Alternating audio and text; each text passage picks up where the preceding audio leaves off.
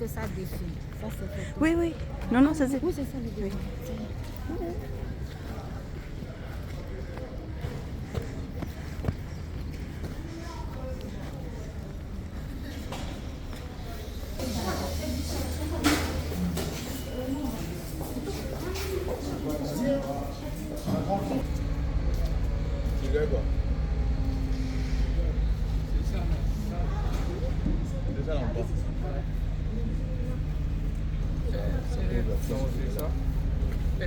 Ouais, c'est ça là.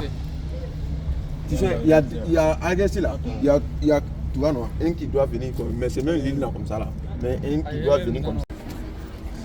Versailles. Là, dans 3 minutes, on est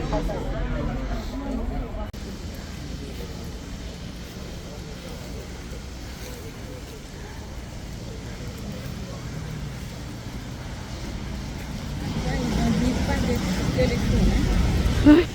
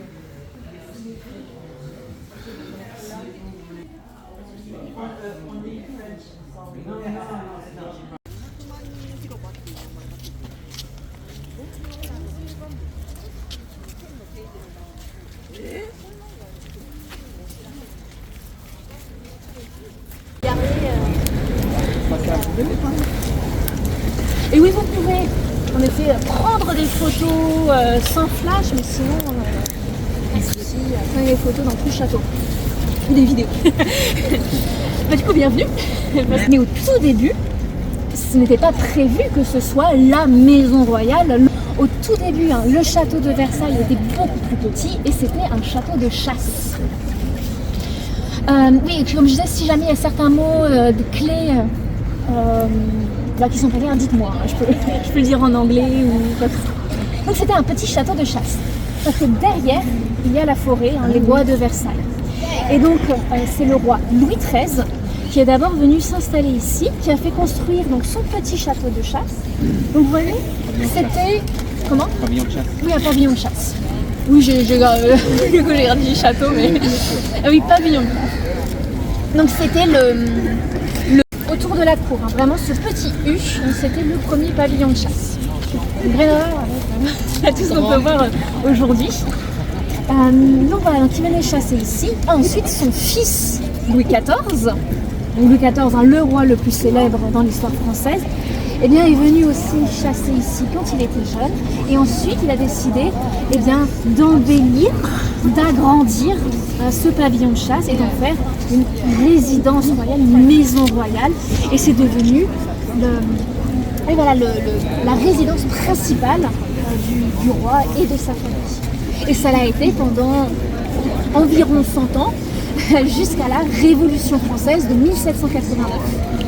Alors vous savez peut-être que c'est pendant cette révolution qu'il a décapité le roi. Donc pour vous dire qui a vécu là, donc Louis XIV, Louis XV, Louis XVI. Voilà, pas de pied. Et alors oui, donc pour Louis XIV, pour donner un peu plus de détails hein, sur ce roi-là, c'est celui qui a eu le plus long règne de l'histoire de France. Il a régné 72 ans, donc quand même, plutôt appréciable. Avant, sachant qu'il a un petit peu triché parce qu'il est devenu roi à l'âge de 4 ans et demi. Donc ça aide hein, pour avoir un plus long règne. Et alors il avait plusieurs surnoms, et notamment le roi soleil. Parce qu'en effet, son symbole était le soleil, pour montrer que comme le soleil, son pouvoir brillait sur le monde, qu'il allait apporter la lumière, la vie, l'abondance au royaume. Et vous allez voir que le soleil est partout dans les décors. Et déjà là, donc là on est à la cour du château, vous voyez en face de nous, là c'est vraiment le cœur du château, vous voyez la partie avec le balcon comme ça, au premier étage. Ouais. C'est la chambre du roi, la pièce la plus importante du château. Et donc au-dessus, il y a l'horloge. Clock. Donc ce clock, vous voyez l'horloge. Je ne sais pas si tout le monde peut voir. Moi je le vois en tout cas. Oui. Oh, oui. Vous verrez ça aussi un peu partout dans le château. Important à avoir en tête, c'est que le château était conçu comme un théâtre, on pourrait dire. Le roi se mettait en scène, donc que ce soit dans les décors, les peintures, les sculptures, mais aussi dans sa vie quotidienne. Donc, tous les jours, le roi faisait la même chose à la même heure. C'était très codifié, très réglé, très bien organisé. et ainsi, les gens pouvaient venir le voir, se lever, s'habiller, prendre son repas, ce genre de choses. Et donc, en théorie, tout le monde pouvait venir à Versailles. En théorie. Sauf les mendiants ou les personnes malades. Mais voilà, en théorie, tout le monde pouvait venir. Par contre, pour venir, il fallait respecter certaines règles. Et par exemple, il fallait être bien habillé. Et les hommes devaient avoir 2 accessoires, 2 objets, le chapeau et l'épée. C'est bon? Oui.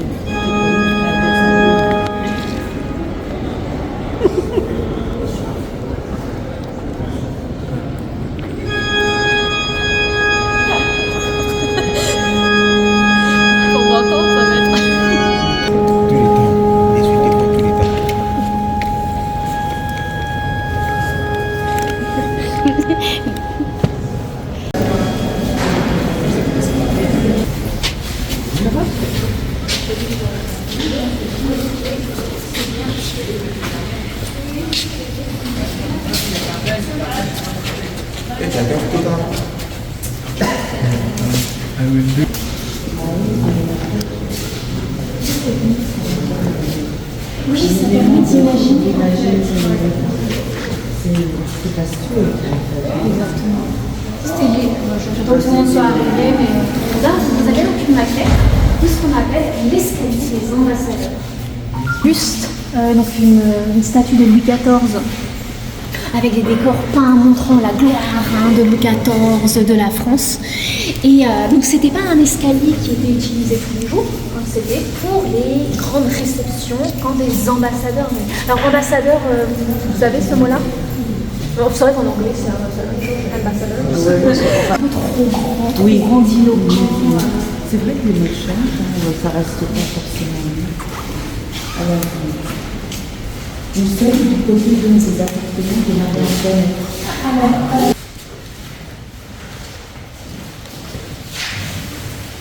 Après chez le roi, je vais vous montrer ça, mais en fait on a une peinture de reine. Oh là là, donc là je peux vous parler de ça. Dans sa splendeur. Donc j'attends que tout le monde puisse rentrer Pour voir la reine. Ouais, pour voir la reine. Elle était belle pour l'époque, parce qu'on disait qu'elle était belle pour l'époque. Oui, bon, moi oui, je dis ce ce que j'entends. Hein. Oui, oui. Oui, elle était considérée comme assez jolie pour les pauvres. Mm. C'est vrai. Alors juste après, c'était la reine de Louis XIV. La deuxième, Marie Lesinska. Elle, c'était donc l'épouse de Louis XV. Et la dernière, la plus célèbre, Marie-Antoinette, celle qu'on peut voir ici, donc la reine de Louis XVI. Et c'est donc elle qui a aussi été exécutée, guillotinée pendant la Révolution française. Et donc là, c'est un portrait officiel de Marie-Antoinette. En fait, ça a été commandé pour sa mère. C'est que Marie-Antoinette, elle était archiduchesse d'Autriche. Alors pourquoi est-ce que Marie-Antoinette est devenue reine de France?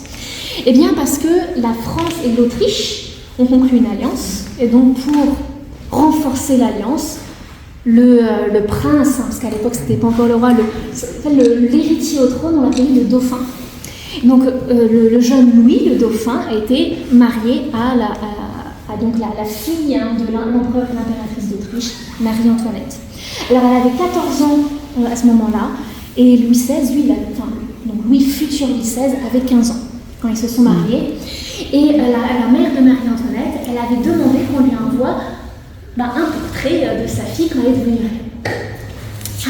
Bon, ça a été un peu compliqué, je ne vais pas rentrer dans ces détails, mais en tout cas, donc là, c'est ce portrait officiel de Marie-Antoinette avec ce qu'on appelle le grand habit de pourpre. Donc là, c'est vraiment l'habit très officiel pour les dames. Donc robe toujours en soie, en tissu de luxe. Ouais, cette photo, elle est connue. Ouais. Je sais pas si tout le monde avec le chapeau de paille, avec cette idée qu'elle ressemblait un peu à une fermière. Ah oui. Oui, oui. Beaucoup plus léger, beaucoup plus confortable. Là, je crois qu'ils sont en train de sortir. Ok, alors là, juste une maquette pour un petit peu visualiser ce que je vous disais tout à l'heure. Donc vous voyez là quand on regarde la maquette, donc tout à l'heure on était, en fait déjà on est rentré par là, par l'entrée B ici, par ce pavillon, donc on était dans cette cour là. Et donc pour ce qui est de l'organisation, donc vous voyez de ce côté-ci, donc on voit des grandes pièces en enfilade, donc là c'est le grand appartement du roi, l'appartement de parade, d'apparat pour les cérémonies, pour les moments officiels. En parallèle, l'appartement de la reine, qu'on va voir ensemble. Pour les relier, la galerie des glaces. Et entre ces grands appartements, il y a plein de petites pièces. Alors là, par exemple, de ce côté, c'est l'appartement privé du roi. Et de l'autre, l'appartement privé de la reine.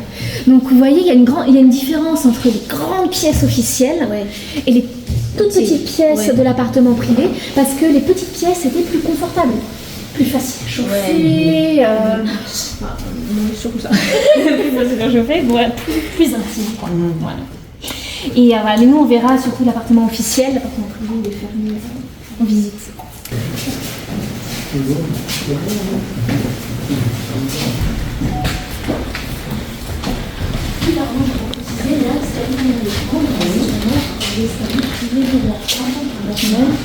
À son appartement privé, là on est dans une antichambre, donc une des premières pièces appartement privé du roi. Donc clairement, tous les visiteurs n'avaient pas accès à ces pièces. Il fallait être invité par le roi pour venir ici. Alors on peut être invité en tant que courtisan, mais aussi en tant que chien du roi. Parce qu'ici nous sommes dans l'antichambre des chiens. Donc imaginez qu'il y avait des niches ici, et en fait le roi Louis XV chassait très régulièrement, plusieurs fois par semaine il allait à la chasse, et à la fin de la chasse, il choisissait ses meilleurs chiens pour qu'ils viennent passer la soirée.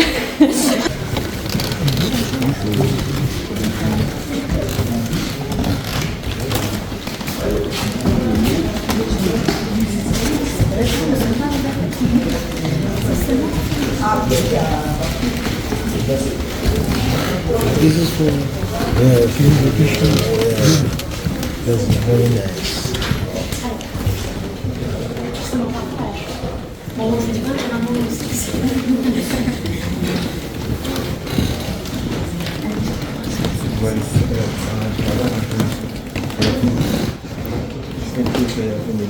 Vous avez plus de commentaires? Alors, faut juste qu'on laisse passer. juste ici, vous voyez le balcon, plus relax. et donc, juste pour que vous imaginiez, du coup, Louis XV, il ne dormait pas vraiment dans sa chambre officielle. Alors, il allait passer la nuit chez la reine, chez ses bonnes amies, voilà, ou du coup ici. Et donc, pour la cérémonie du lever, eh bien, il se levait d'abord ici, en privé.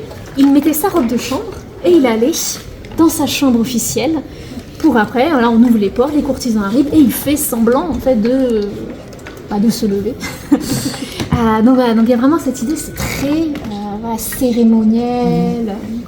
Mais là, c'est un centre privé. Alors là, il y a un rideau parce qu'ils sont en train de refaire le lit.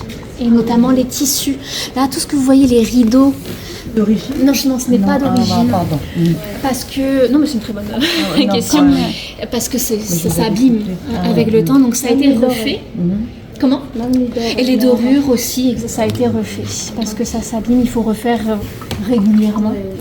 Et donc là, ça a été refait dans les années 2010. Mais c'était dans ce style-là, avec ce fil d'or.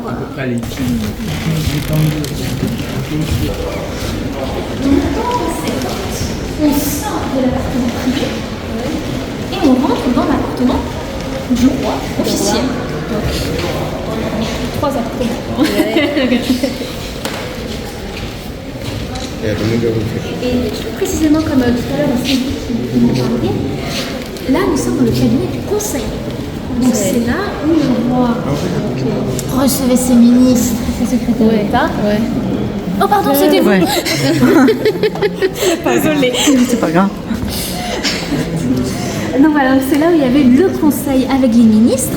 Donc il y avait différents conseils selon les jours de la semaine. Donc conseil de finance, conseil des dépêches.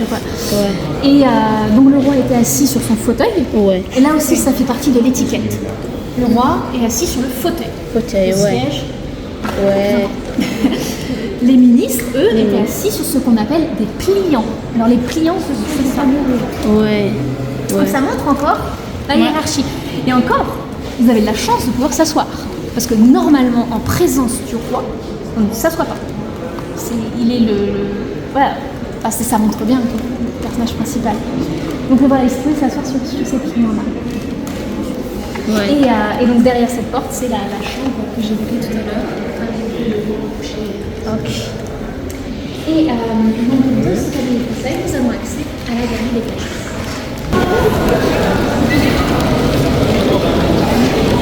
Tu peux aller dignar. Excusez-moi. Là, il y a beaucoup de choses à faire. Oui, là, revenez vite parce que sinon les visiteurs vont rentrer. Désolée. Voilà, je ferme.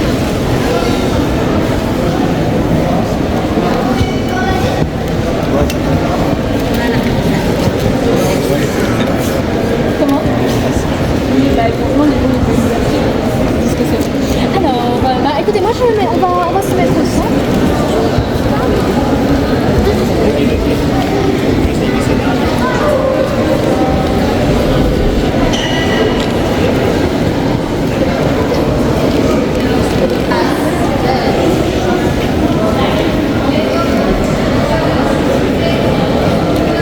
Je sais pas dire ça. Je sais pas de ça.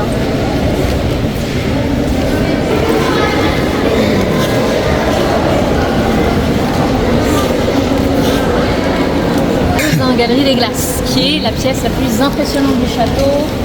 Elle a été faite elle a été vraiment faite pour en mettre plein la vue.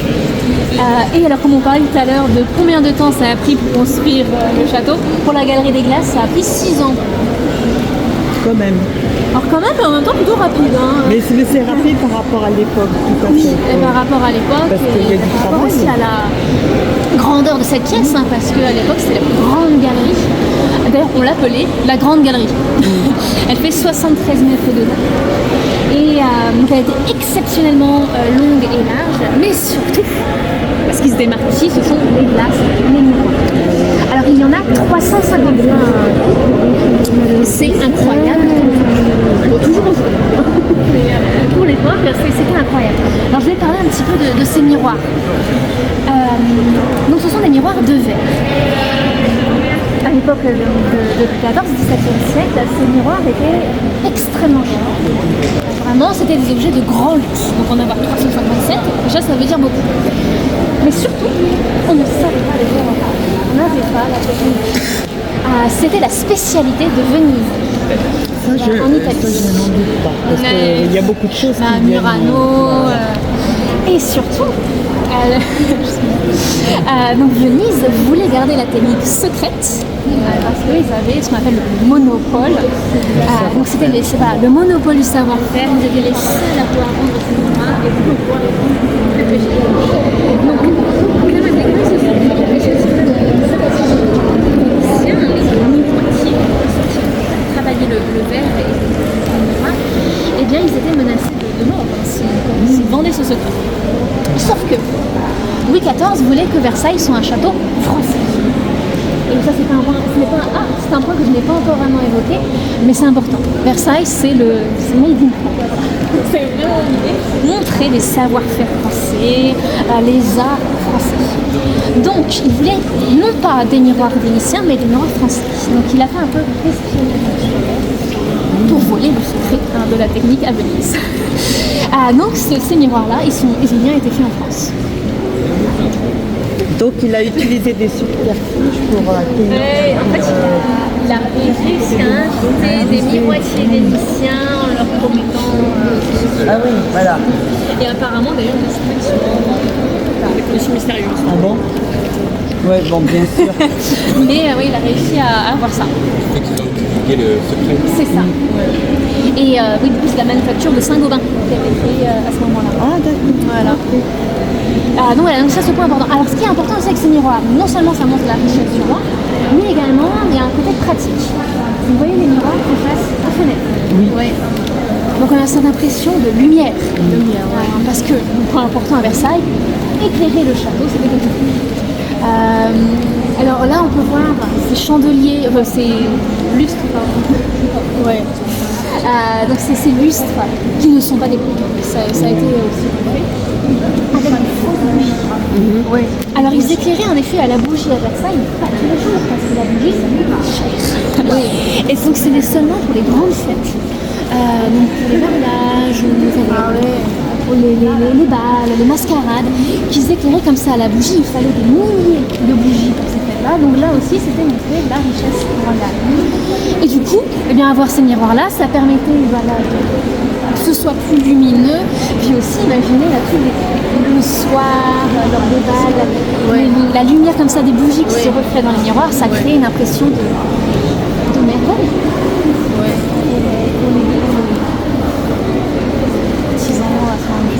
Et aussi la pièce elle est encore plus grande. Un bal masqué qui s'appelle le bal des ifs. Alors l'if c'est un arbre. Les arbres qu'on peut voir dans les jardins, les arbres taillés. Pourquoi est-ce qu'on l'appelle comme ça? Parce que vous voyez là, il y a tous les courtisans et quelques personnes déguisées en arbre, en if. Et l'un d'eux, c'est le roi. C'est Louis XV. Ah oui, oui. Et les gens ne savaient pas en fait. Donc, qui était le roi? Il a créé la surprise. C'était un jeu pour lui. Hein. Ouais. Et du coup, il en a profité pour un petit peu séduire de la dame, et notamment Madame de Pompadour. Voilà.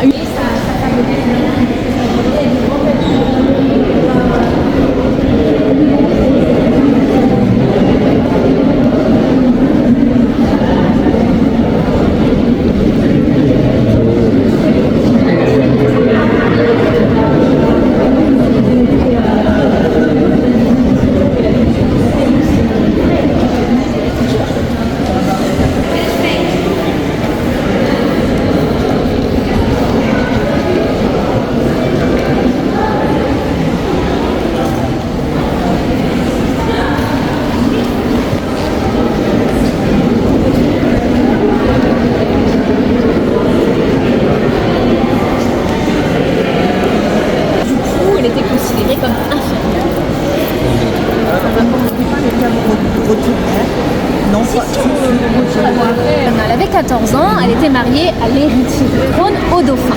Donc à ce moment-là, c'était toujours Louis XV qui régnait. Et donc quand Marie-Antoinette est arrivée, là vous n'entendez pas? D'origine maîtresse. Oui, maîtresse d'origine. Et oui, donc quand Marie-Antoinette est arrivée, elle était toute jeune, eh bien c'était Madame du Barry, la favorite officielle. Et normalement, alors quand on est à Versailles, qu'on respecte l'étiquette, quelqu'un de moins important, de moins haut placé à la cour, dans la hiérarchie, ne peut pas parler, commencer la conversation avec quelqu'un de plus haut placé. Ça fait partie des règles. Du coup, Madame du Barry ne pouvait pas aller voir Marie-Antoinette pour discuter ou quoi. Il fallait que ce soit Marie-Antoinette qui lui dise, qui commence la conversation, quoi. Mais Marie-Antoinette détestait Madame du Barry.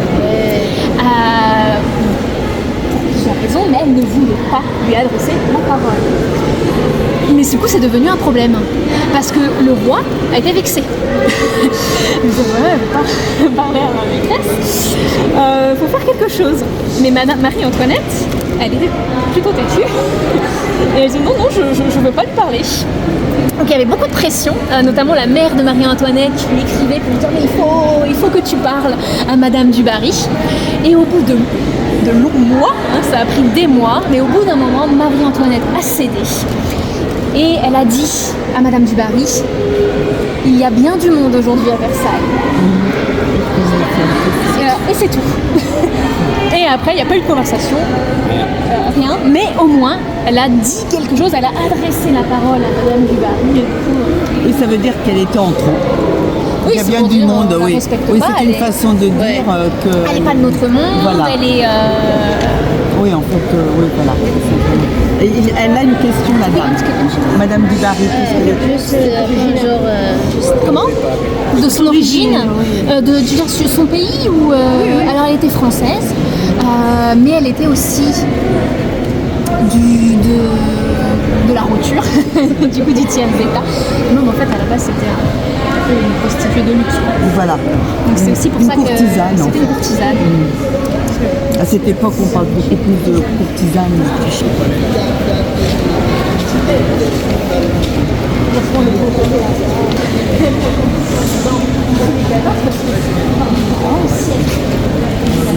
Le reste du royaume, ça a été une période aussi de That's a room you can finish your life. Even this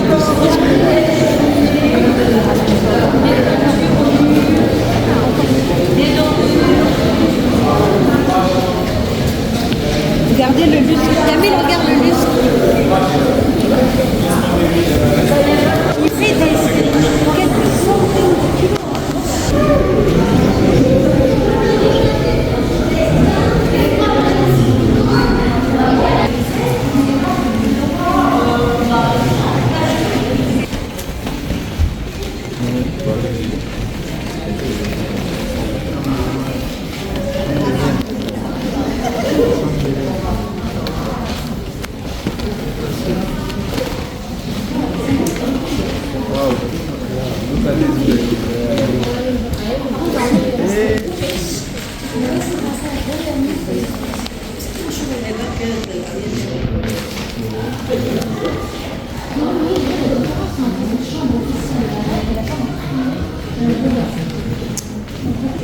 Et alors même si on est dans l'appartement officiel de la reine, dans le grand appartement de la reine, elle y vivait vraiment. C'est différent parce que chez le roi, il y a son grand appartement, il n'y vivait pas. Que la reine, elle vivait vraiment dans son appartement officiel. Donc le lit, ce n'est pas celui de l'époque non plus, mais il ressemblait à ça. Donc ici, elle menait aussi sa vie publique. Donc il faut s'imaginer que comme pour le roi, il y avait le lever de la reine et la salle était habillée, coiffée, maquillée. Elle également ici accouchée en public. Mais pas d'intimité. Non, pas vraiment d'intimité. Alors accoucher, je ne sais pas si ça parle à tout le monde seulement. To Accoucher, give birth. tout le monde comprend. Accoucher. Donner naissance. C'est donner naissance. Voilà, Exactement. donner naissance. Alors pourquoi est-ce que c'était en public? Et bien déjà parce que c'était un grand moment pour la famille royale et pour la dynastie, mais aussi pour s'assurer qu'il n'y ait pas d'échange d'enfants. C'est bon, là l'enfant qui naît, c'est bien celui de la reine et du roi. Et du coup, il pouvait y avoir beaucoup de monde. Et Marie-Antoinette, la première fois donc, elle a donné naissance à un de ses enfants ici, il y avait même, ça allait jusqu'à la grande galerie, là, pour vous donner une idée. Certaines personnes montaient sur les meubles. Pour avoir une meilleure vue, je sais pas. Normalement, c'était caché, on ne voyait pas tout. Mais pour vous dire, il y avait beaucoup de monde et du coup, c'était étouffant pour Marie-Antoinette. Elle tombait dans les pommes à la fin. Donc après, pour les accouchements suivants, ils ont été un petit peu plus attentionnés, on pourrait dire, et ils ont autorisé moins de monde à rentrer. Mais, voilà. Et pour vous dire, c'était vraiment des moments très symboliques, très importants. Alors la reine ici, elle dormait seule ou avec le roi. Mais une petite chose, c'était toujours le roi qui venait voir la reine quand il avait envie, jamais la reine qui allait chez le roi. Et donc vous voyez à gauche là, il y a une petite porte. En fait, elle s'ouvre sur un couloir et ce couloir permet d'aller directement vers la chambre du roi. Voilà. Et même il y a un peu en dessous un passage secret. Voilà, comme ça le roi il n'avait pas à traverser la galerie des glaces, toutes les pièces. Ah oui, c'est vrai que je suis juste devant le panneau explicatif. Donc voilà, donc il arrivait par ici, par ce petit passage. Et à droite, il y a une autre porte un peu discrète, là qui ouvre sur les petites pièces privées, voilà, l'appartement privé de la reine. Donc quand Marie-Antoinette, elle n'en pouvait plus de sa vie publique, eh bien elle pouvait se retirer dans son appartement privé pour jouer de la musique, lire, son activité préférée, ça, pour chanter, recevoir ses dames ou juste se reposer. Pardon. Alors je vois, il y a d'autres groupes qui arrivent, mais j'ai encore quelques petites choses à dire. Alors regardez le meuble qui est à gauche du lit. C'est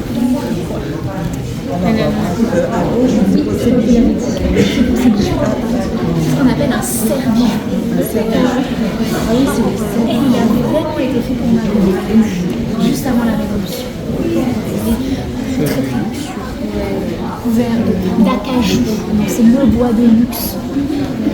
Donc d'acajou, de porcelaine, de figures en bronze. Et d'ailleurs, les meubles sont très travaillés. Oui, alors si vous voulez, je vais vous donner plus de détails sur les meubles et d'où ils viennent et tout ça. Là, je pense qu'il faut qu'on parte parce que vous voyez, il y a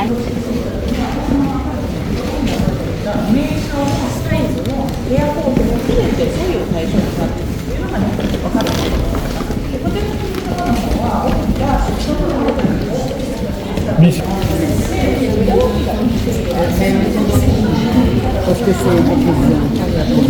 Parce que ça a été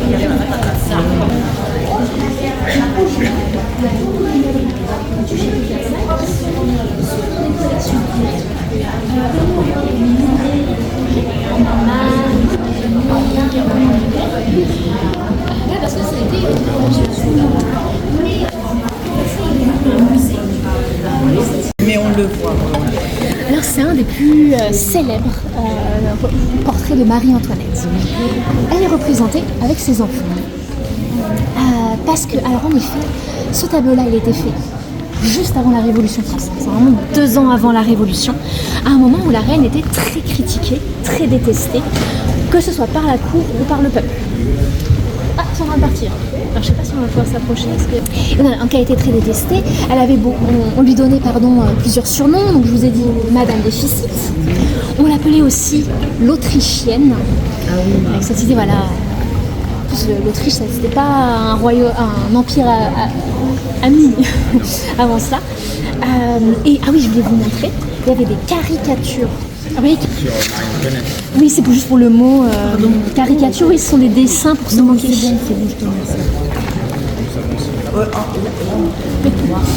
La reculant. Et donc on faisait des jeux de mots, et comme je dis, on l'appelait l'Autrichienne. Donc l'Autrichienne, il y a un petit jeu de mots pour dire l'autre chienne, là. L'Autrichienne. C'est péjoratif. Et aussi on l'a représentée en autruche. Autruche, Autriche. Donc voilà, vous voyez une caricature de Marie-Antoinette en autruche. La poule, ils disent la poule d'autruche. En plus, les plumes sur la tête, leur coiffe. Et puis en plus, les plumes d'autruche, c'était aussi un symbole associé à la royauté. À la royauté, oui. Voilà, elle était représentée en harpie. Ah oui, quand même. Hein. Voilà. C'était des noms d'oiseaux. Hein. Des noms d'oiseaux. Donc elle a été détestée pour pas mal de raisons. Et notamment, on lui reprochait de ne pas assez respecter l'étiquette à Versailles, de jouer son rôle en fait. Et aussi, ça avait pris du temps pour elle et pour le roi d'avoir des enfants. Ils ont mis 8 ans à avoir des enfants, 7 ans à consommer le mariage. Ah ouais. Ce qui était très long et c'était très public. Tout le monde le savait. Donc là, elle voulait montrer qu'elle a fait son boulot. Qu'elle a eu des enfants, qu'elle a donné des enfants à la dynastie. Et aussi, elle voulait qu'on oublie l'image d'elle comme jeune femme qui aime trop la mode et les bijoux. C'est un peu frivole, quoi.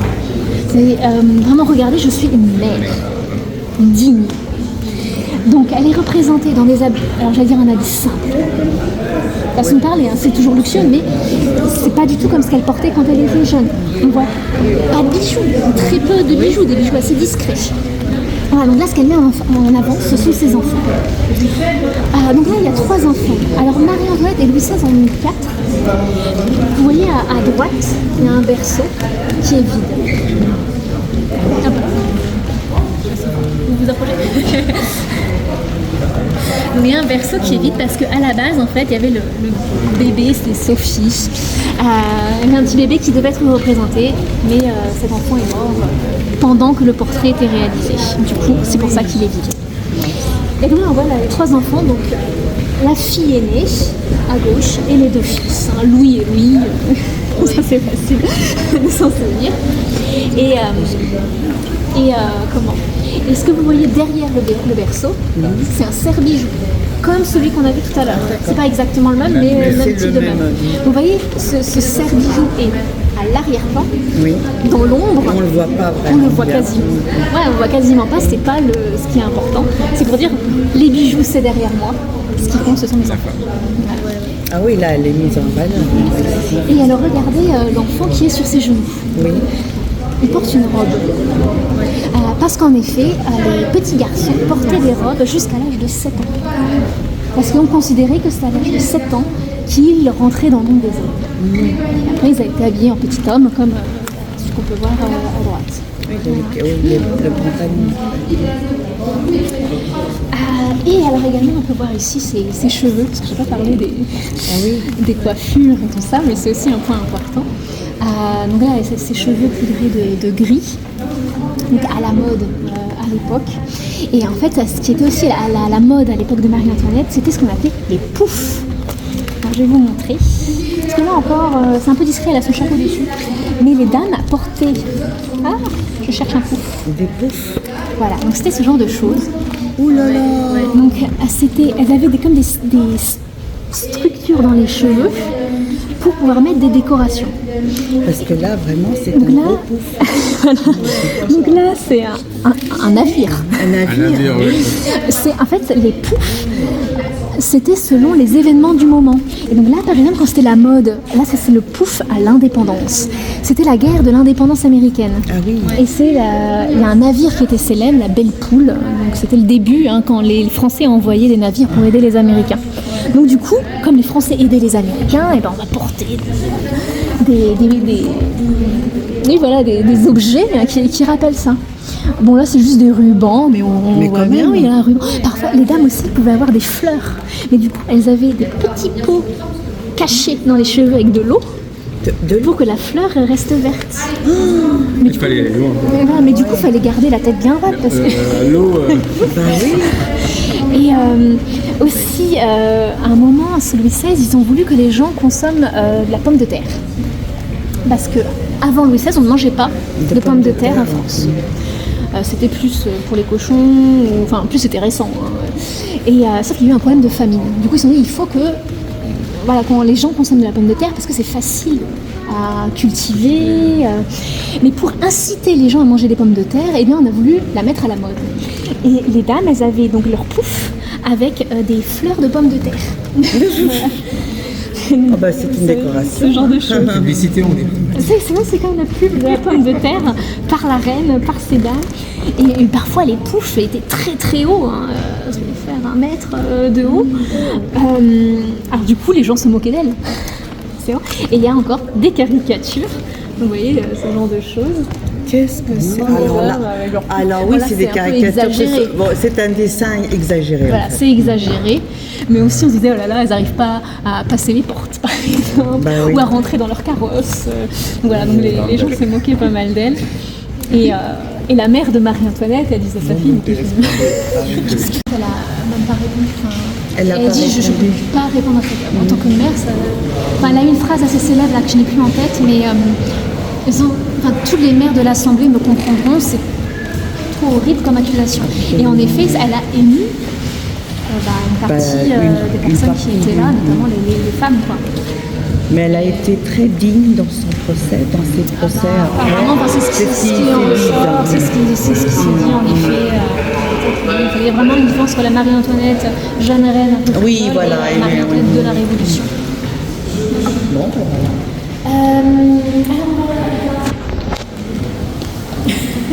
Et je récupérerai les micros tout à l'heure.